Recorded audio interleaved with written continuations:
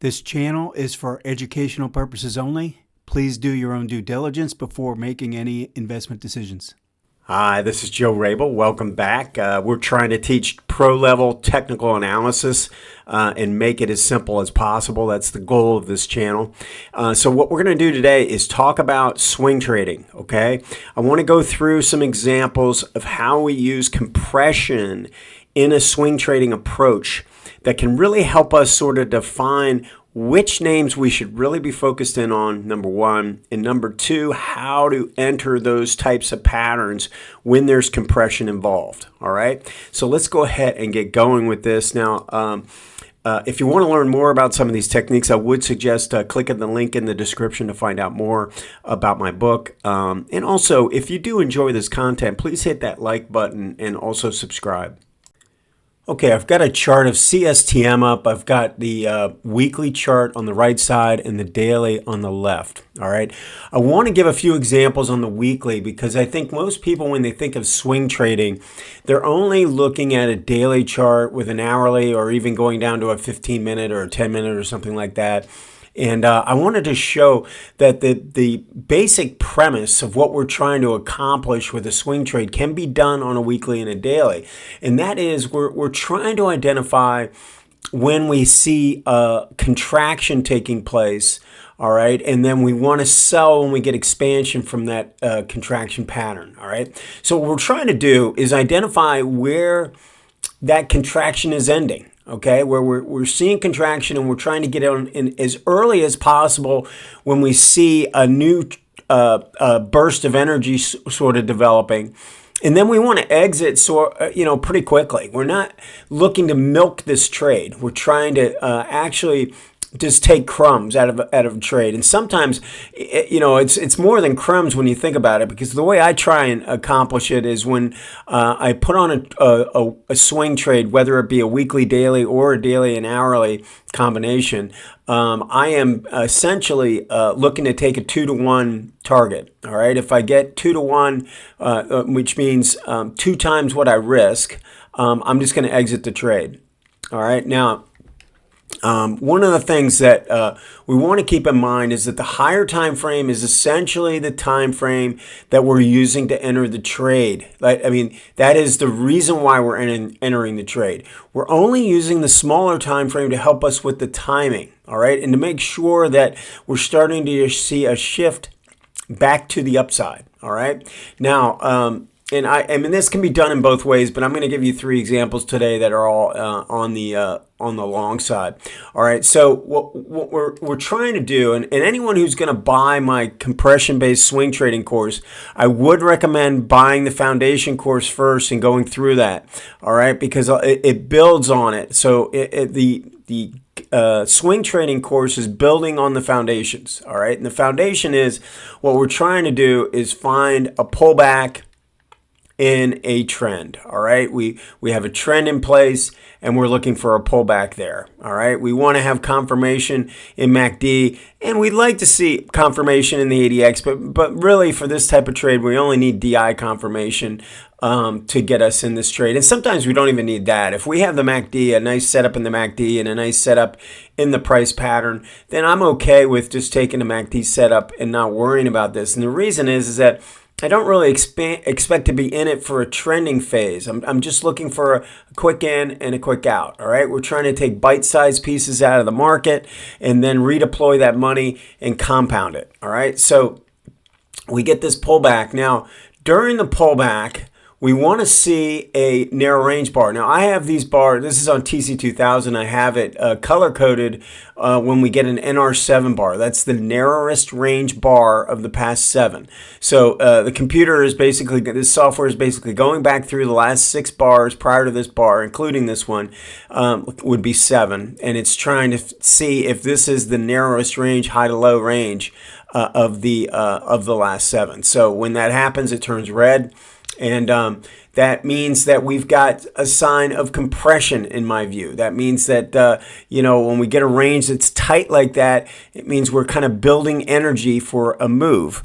Now, what we do with that is we can narrow our list down. Now, what I do is I would go through a list of stocks that are showing narrow range bars. I can do that in TC2000 with the screen, and it's still going to give me a lot of stocks. I got to go through them, and I got to go out. I've got to pick out which one of those really look attractive to me in the way that they're pulling back, because not all of them are going to look all that great. Now, you can run screens to help narrow that list down, but you're still, you're still going to have to go through and sort of pick out the ones that are really making the most sense to you. Now, what I do, what my subscribers do, and I just got an email from a subscriber recently who had done 2 or 3 of these types of patterns using, he takes my list that I send out on Wednesdays and kind of goes through that looking for this pattern, and then he might have another screen where he's going through and seeing if he can find any.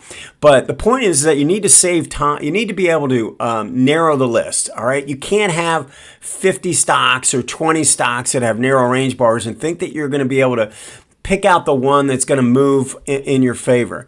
Now, with the weekly and the daily, you could have a few more. You could have an additional number of stocks, but I would just say the narrower the list, the better off you're going to be. All right, try and take it down to maybe 10 stocks or something like that, and I think that's going to keep your focus, and then you can look for triggers from there. Now, when we do this, again, we want to look for what's happening on the lower time frame to help us sort of make sure that nothing really bad is going on. So you can see what's happening here.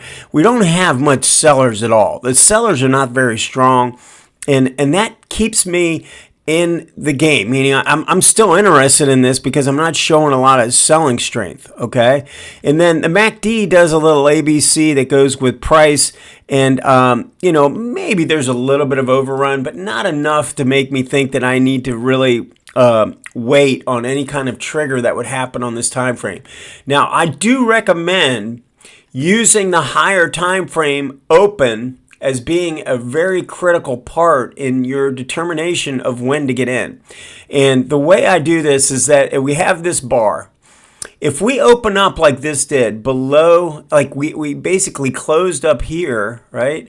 And then we opened up down here. So we opened up away from the trigger. The trigger's up here like that, the high of this red bar. All right. We opened up in the opposite direction, sitting on the 18-day line. Okay, so when that happens, I am willing to take this the moment it crosses back above the high of the narrow range bar. All right, the only thing I'm going to do is I'm going to go back here and just make sure that when that happens, if that happens, that I'm not doing it in the face of like a lot of resistance, or it just doesn't look right to me. As long as this looks okay, I'm willing to take this signal.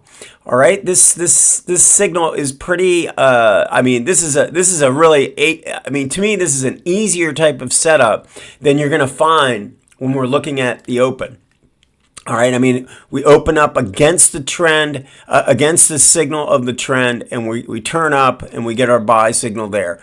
All right, when we have that, we have a pretty nice, easy way of kind of doing things. Now, here's ERO. This is another pullback. We get the earnings here, and then a few weeks later, we're consolidating sideways, and we get our narrow range bar, okay? And it's a doji bar too. We're opening and closing at approximately the same area. Now, on this lower time frame, we get a sideways consolidation, but notice what's going on. MACD isn't even coming anywhere near the zero line, all right? When I see that, I feel pretty good. The other thing I like about this pattern is, if you notice, the MACD is making a double bottom. Price is actually making a much higher low here. So that is reverse divergence, all right? It's just exaggerative divergence. It's a little bit different because this is making a higher bottom while this is making a double bottom, all right? But it's still, I would consider to be divergence, and you can really see it when you look at the histogram. This is starting to move to the upside you don't really see it in the MACD itself, but when you see this, it makes you feel like the upside potential is there, All right. So I like to see that kind of combination. But the point is I'm making is that as long as the open doesn't do anything outrageous, I can trade this because of the way this has gone sideways. I can trade this the moment I get a signal above the high of this bar. And if you notice the way this happened, this actually gapped slightly above the open of the close of the prior week and then moved down and tested that close.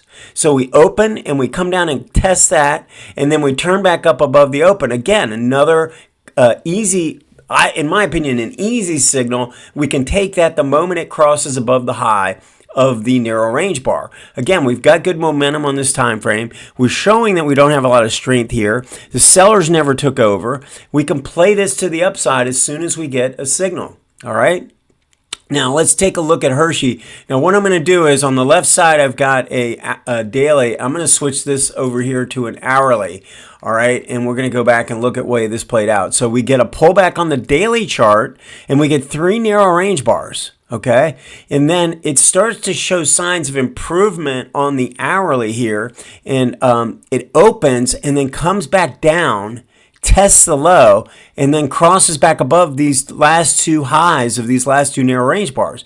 To me, that is a good enough signal. It coincides with a break back above the moving averages.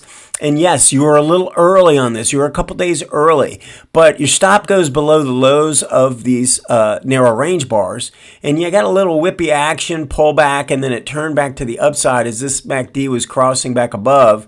And we got ourselves a nice target to the upside even before we reached we got earnings report, which took it higher. I don't know that I would have stuck around for that. I would hope to have hit a target and gotten out prior to that happening.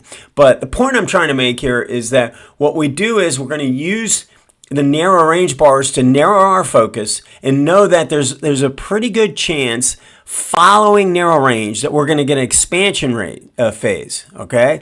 And we're going to have to use a lower time frame, whether it be if it's a weekly showing a narrow range, then we're going to use a daily chart to help with the timing. And if it's a daily chart like this, we're going to go to the hourly and just make sure that things are shifting back to the upside when we cross above the narrow range bars, okay? It helps us to confirm those signals, all right? Let me know if you have any questions. We'll see you next time.